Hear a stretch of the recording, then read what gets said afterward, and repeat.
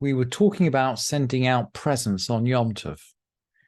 Can you send out something which might not be usable on Yom Tov? And broadly, the principle is that, yeah, we do send out, we restrict ourselves to things that might be used on Yom Tov, although Beit Hillel are pretty broad, pretty generous in interpreting what that might be.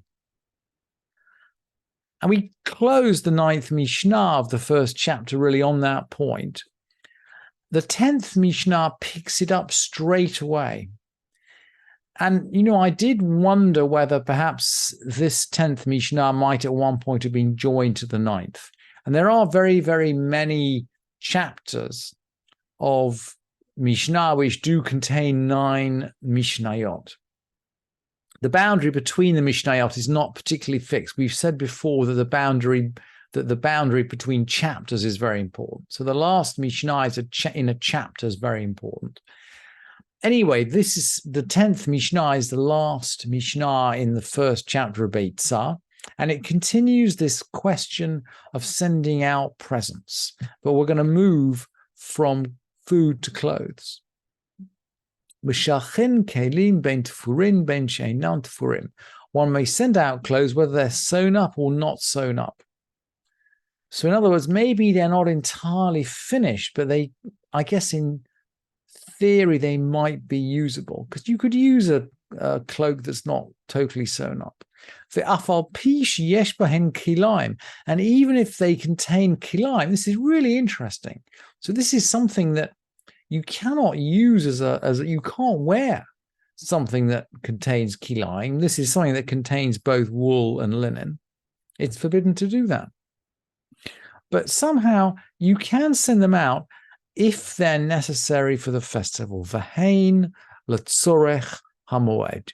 If they're necessary for the festival. The Gemara actually tries to figure out, well, what kind of kilaim, what kind of unwearable clothes might be necessary for the festival. And one example that the Gemara brings is curtains. Maybe they're curtains. Another example brought by the Gemara is some kind of sort of felt mat, hard felt mat that you might sit on it. So you might sit on kilaim, providing it's stiff enough that the fibers wouldn't come off on your clothes, even if you wouldn't actually wear the kilaim. So there's some kind of cloth that you might use on Yom Tov. And then we're going to go on. Aval sandal hamusumar. We're not going to send out hobnailed sandals. And we've already learned in the Mishnah of Shabbat that we don't wear these hobnailed sandals. There was some public health incident. People were trapped in a small space. Perhaps they were attacked by enemies, and they trampled one another trying to get out, and they were wearing these hobnailed sandals, and essentially people injured one another in the crush. So we don't wear hobnailed sandals on Shabbat. We don't wear unfinished shoes, because in contrast with unfinished clothes, these are really completely unusable on Shabbat. Rabbi Yehuda omer af lo minal lavan. Rabbi Yehuda says not white shoes, because they require an artisan. It seems that white shoes require some kind of finishing off, at least in the place where Rabbi Yehuda lived. Ze'aklal, and you can see we're finishing the chapter of the Mishnah now with a general principle. Ze'aklal, this is the general rule. Kol shenei tinbo b'yom tov meshachin oto. Whatever can be used, can be appreciated on Yom Tov, can be sent. We can send out as a present anything that we can basically enjoy using. What if Yom Tov falls on Erev Shabbat? Can we prepare on Yom Tov for Shabbat? And the basic halacha, by the way, is that we don't prepare on Yom Tov for Shabbat. It's an abuse, if you like, of Yom Tov. But of course, that causes certain practical problems. If we can't prepare on Yom Tov for Shabbat, how are we going to get ready for Shabbat? I mean, we need to heat up water, we need to heat up food. How are we going to prepare for Shabbat if we can't prepare on Yom Tov? Yom Tov shichal liot erev Shabbat lo yivashel adam bat tchila miyom tov leShabbat. If Yom Tov fell, if the festival fell on the eve of Shabbat, so on Friday, in the first instance, one shouldn't cook on Yom Tov for Shabbat.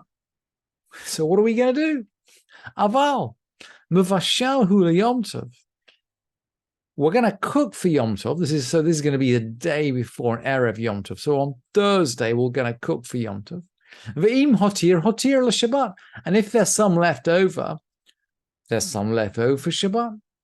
Ve'oseh tavshil me'erev Yom Tov v'somech alav l'Shabbat. And if any is left over, it's left over for Shabbat, and one can prepare a dish on Erev Yom Tov and rely on it for Shabbat. And the Mishnah here is talking about our modern Eruv Tavshilin. We can rely on it to prepare food for Shabbat. So we've mixed up essentially the preparation for Shabbat with the preparation for the Yom Tov. And that means any cooking that we do on Yom Tov can be sort of held over onto Shabbat. Beit Shammai omrim shnei tavshilin.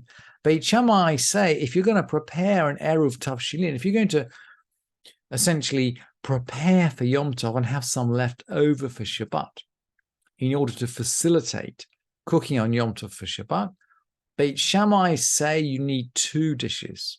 Beit Shammai omrim shnei tavshilin. And here we're returning to the literary pattern that we observed in the first chapter. Beit Shammai are going to say X, Beit Hillel are going to say Y, and we might have a third opinion. And Beit Shammai are strict and Beit Hillel are lenient. So we're reverting to our literary pattern now. Beit Shammai omrim shnei tavshilin, uVeit Hillel omrim tavshil echad. Beit Shammai say we need two dishes in the Eruv, two cooked dishes, and Beit Hillel say one cooked dish. V'shavin b'dagu Beytzah she'alav. They agree that if we have a fish and an egg cooked on top of it, apparently this used to be a common way of serving fish. You'd cook the fish and you'd break an egg on top of it. She'alav, that if there's a egg on top of it, shehein shnei tavshilin. That in this case, we've got two dishes. By the way, interesting that of course, the whole Mishnah of Yom Tov starts with an egg. Beytzah shenolda b'Yom Tov. It starts with an egg. And the beginning of the second chapter seems to be starting with an egg as well. A fish and an egg on top of it. Achalo or she'avad. If someone ate his eruv or lost it, and of course, we've learned these halachot when we learned about the eruvim of chatzerot. When we learned about making an eruv to extend the Shabbat distance, we learned that the eruv has to be in existence when Shabbat comes in. If we've eaten it, or if we've lost it, or I think in the example in the Mishnah of eruvin, it was a building collapsed on top of it, or a wild animal ate it. Yeah, it was destroyed by accident. Achalo or she'avad. If someone ate it or it got lost, it doesn't work. Lo yivashel alav batchila. You can't cook on it in the first instance. But im shiyer mimeno kolshu, if any tiny bit of it remained, and you can see how the rabbis are bending over backwards to make life possible for the Jewish people. If any of it at all remained, somech alav l'Shabbat, he can rely on it for Shabbat. In other words, he can rely on it to cook on Yom Tov for Shabbat. And this is pretty much our practice today, that we take one cooked dish as our eruv and we add to it actually one baked dish. So we take, following Beit Hillel, we take one cooked dish and we add a baked dish. And there is a verse actually to remind us of this.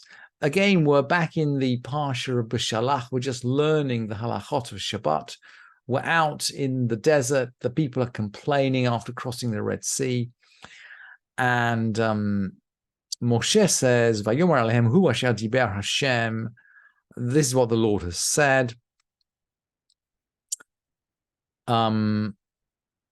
tomorrow is a holy Sabbath to the Lord. And then he says, et asher tofu efuv, et asher tavashlu bashelu. Veta odef, hanichu lachem lemishmeret at haboker. Bake what you will bake, and boil what you will boil, i.e. cook what you will cook, and that which remains over, keep until the morning.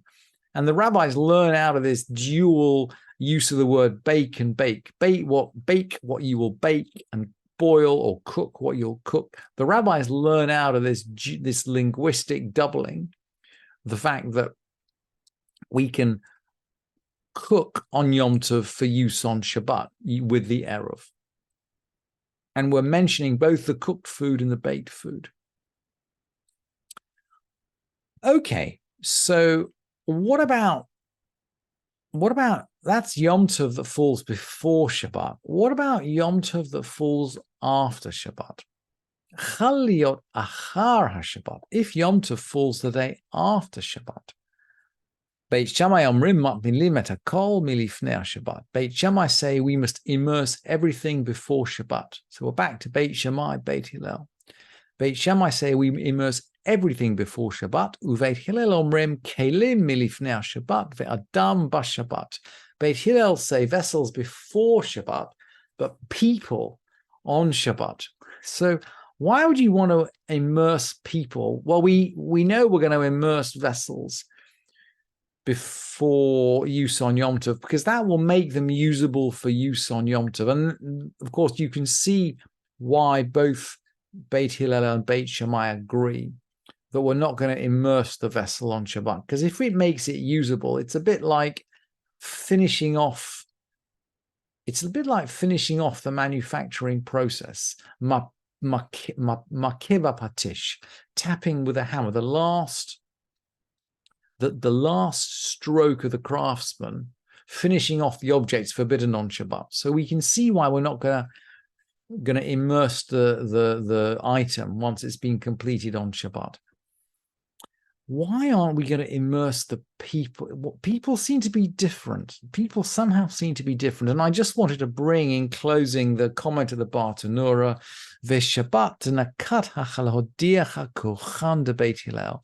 Shabbat was used to inform you of the power of the school of Hillel. So we are talking in some way about the power of the rabbis. I mean, the whole idea of the Erev, right, is a demonstration of the power of rabbis and the power of Hillel.